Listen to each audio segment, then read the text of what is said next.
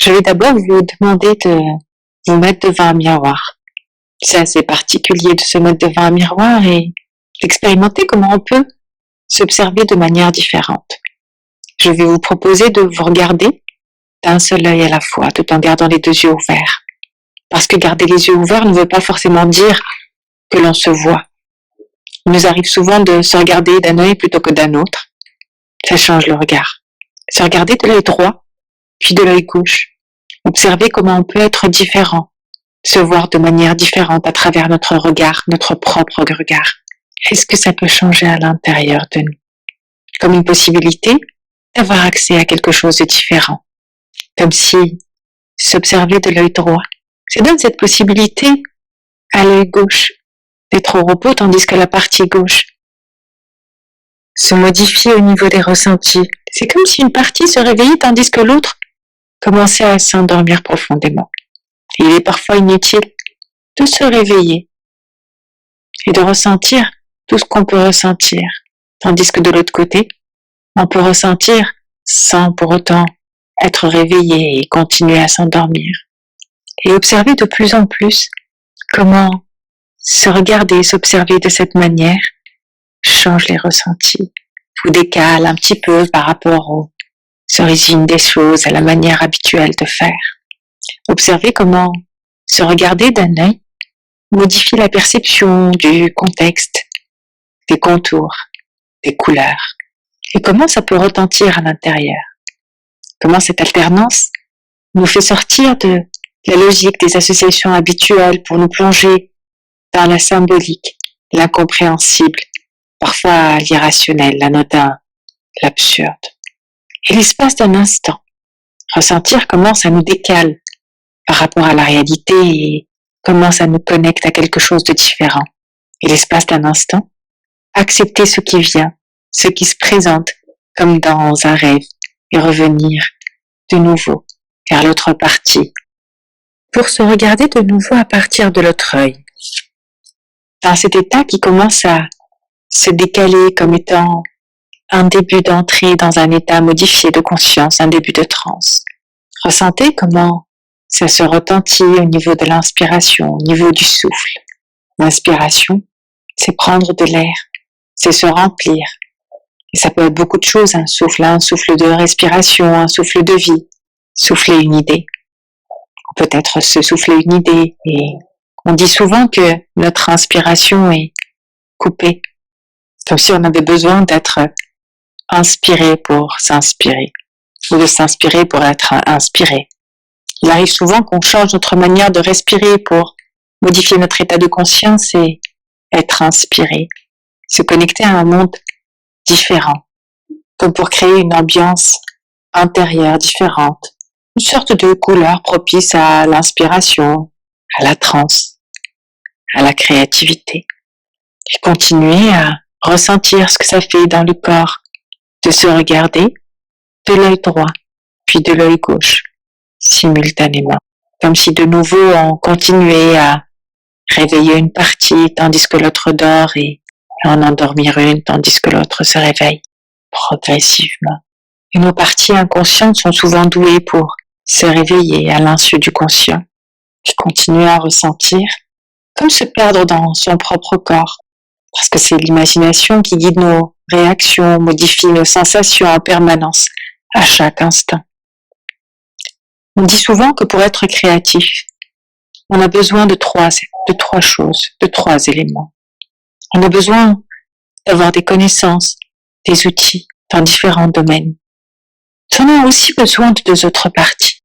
La partie de la pensée divergente, cette association d'idées différentes dont on fait un usage différent de ce qu'on connaît. C'est comme si on utilisait nos propres connaissances, nos propres outils pour faire des choses qu'on n'aurait pas soupçonnées dans des domaines différents de leur prédilection première. Et puis il y a aussi la partie pensée convergente qui nous permet de synthétiser, de rassembler, de mettre de la cohérence.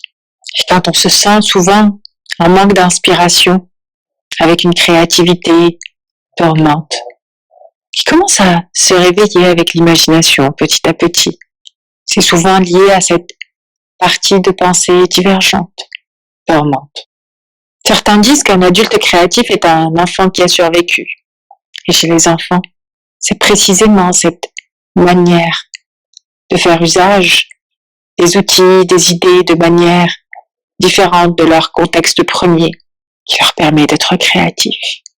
Alors, réveiller sa partie créative, c'est aussi réveiller cette manière de faire usage des idées dans un contexte différent et du coup, imaginons ce qui pourrait être un frein au réveil de cette partie. Qu'est-ce qui nous censure? Quelles sont ces barrières limitantes? Quelles sont ces sortes de hologrammes qui sont là, qui nous empêchent d'y accéder?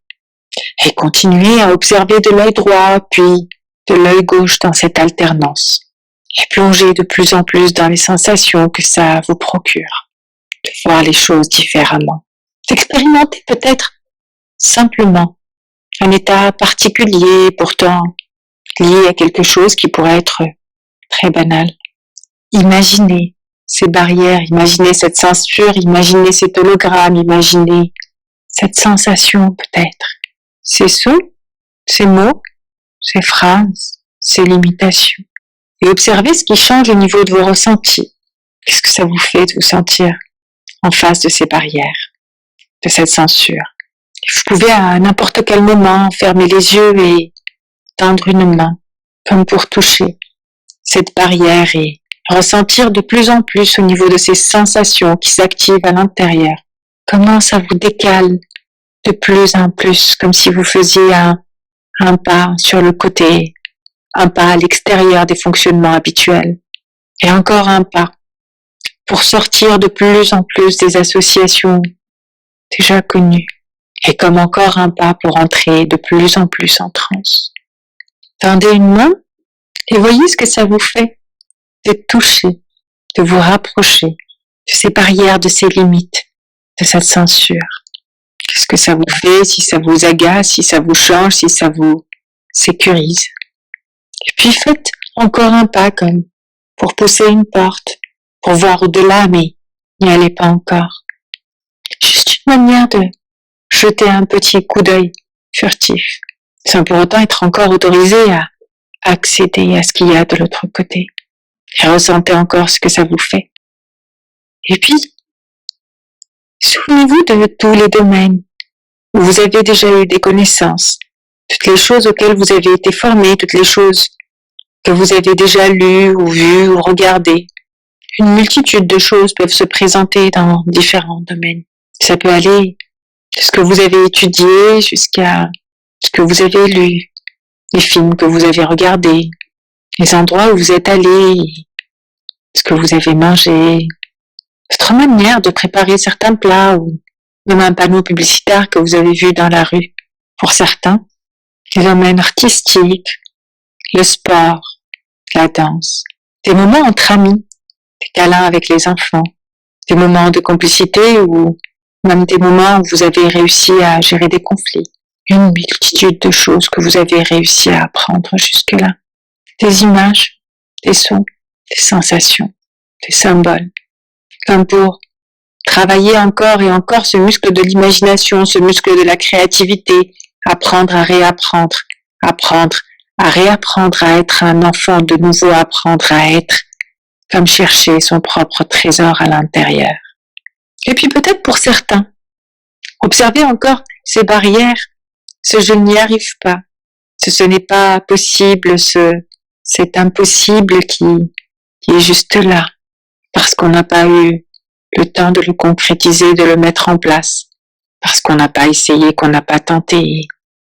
Comprendre ce je n'y arrive pas par la main et de laisser vous guider pour sortir des schémas habituels, parce qu'il est souvent inhabituel de laisser le je n'y arrive pas, laisser la barrière, laisser la censure, laisser les limites, laisser cet hologramme nous faire franchir notre propre limite. C'est quelque part comme arrêter de chercher à se poser et plutôt se prendre par la main, côtoyer nos propres limites pour avancer avec, et sortir de nouveau des associations habituelles, comme pour vous décaler de plus en plus dans un état modifié, conscience. Comme si cette part inconsciente s'active de plus en plus à l'intérieur de vous. C'est déjà très créatif que de s'imaginer faire un pas, arriver à faire un pas avec le « je n'y arrive pas ». D'ailleurs, à quoi ressemble ce « je n'y arrive pas », je ne sais pas. Et avancer tout doucement avec. Avancer tout doucement avec, c'est comme changer de contexte et observer de plus en plus ce qui change à l'intérieur. Observez comment une forme d'originalité se manifeste dans la manière de poser, d'associer les choses et les idées. Avancer avec le « je n'y arrive pas » et voir comment des situations, des idées, peuvent se manifester de façon inattendue, parfois rapidement et de manière originale. Alors on se demande si c'est être créateur ou créatif que l'on recherche. Si être créatif, c'est finalement avoir cette aptitude de créateur de nouvelles idées, de solutions, d'associations. Parce qu'être acteur, ça part souvent à l'origine d'un regard, comme cette aptitude qu'on a enfin de poser un œil nouveau sur chaque chose, revoir sa perception pour être créateur de chaque détail de sa vie. Comment prendre contact avec une sorte de vie secrète intérieure, une pulsion créatrice dissimulée derrière nos masques. Comme progressivement se déconnecter d'un système pour se reconnecter à un autre. Alors continuez à marcher cette fois et à franchir cette porte avec le « je n'y arrive pas » qui change de forme. Ou c'est peut-être vous qui changez de perception par rapport à cette idée. Franchir cette porte et autoriser ces nouveaux usages, ces nouvelles associations entre ces outils que vous avez depuis longtemps. Observez simplement comment les choses se mettent en place, s'associent, se dissocient, se réassocient. Peut-être même regarder ça avec un œil d'humour par rapport à l'irrationnel, à l'anodin, à ce qui semble absurde. Parce que souvent les plus grandes idées naissent de l'absurde. Laissez les choses se faire, se construire. Observez simplement ce qui se passe. Et puis peut-être pour certains même s'autoriser à traverser plusieurs plans, comme si l'association de certains outils, de certaines idées, de certains concepts vous permettait de les traverser pour aller faire autre chose, comme changer de dimension, comme changer de plan. C'est souvent créatif de changer de plan.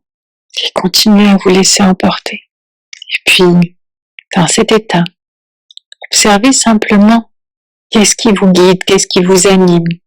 Ressentez cette partie en vous qui maintenant est très active. À quel niveau de votre corps elle se manifeste le plus. Connectez-vous à cette sensation, à cette image, à ce que ça vous raconte, à ce que vous entendez. Et amplifiez cette sensation.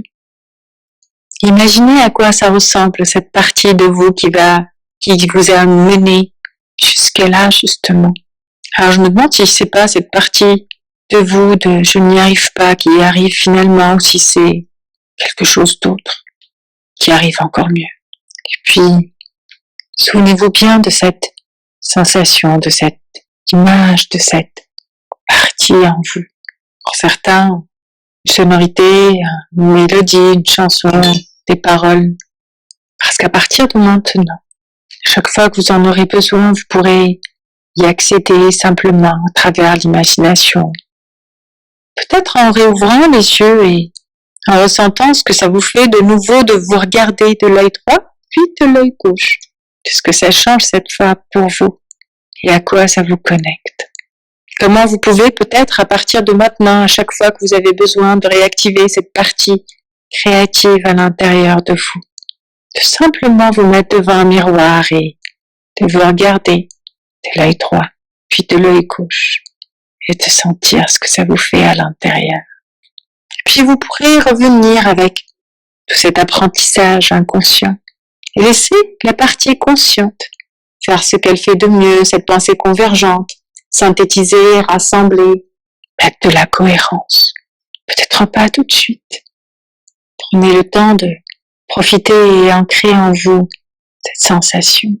Parce qu'à partir de maintenant, à chaque fois que vous jouerez à vous regarder de l'œil droit puis de l'œil gauche, simultanément, c'est comme si vous amusiez à pratiquer sorte de sport de l'imagination pour la travailler, l'amplifier, l'étendre, la faire grandir et réveiller de plus en plus cette partie créative. Apprendre à réapprendre à utiliser de manière différente ce qu'on a toujours utilisé de la même manière. Comme juste se regarder juste d'un œil à la fois, en gardant les deux yeux ouverts, pour modifier son état de conscience et entrer en contact avec cette partie créative. Et qu'à partir de maintenant, chaque fois que vous aurez besoin de vous remettre en contact avec ce trésor intérieur, de reprendre l'aventure, comme une sorte d'archéologue qui va à la recherche de quelque chose, qui a les outils pour, mais qui ne sait pas quel trésor il va trouver au bout. Laissez-vous aller dans le plaisir de réapprendre à être un enfant. Alors vous pouvez tout doucement laisser cet état devenir de plus en plus lointain, se dissiper un petit peu et vous reconnecter à une ambiance un peu plus ordinaire, au son extérieur, à ce qui vous entoure. Reprendre contact avec votre corps, mais de manière un peu plus habituelle. Et savoir qu'à tout moment, vous pouvez avoir accès à votre créativité.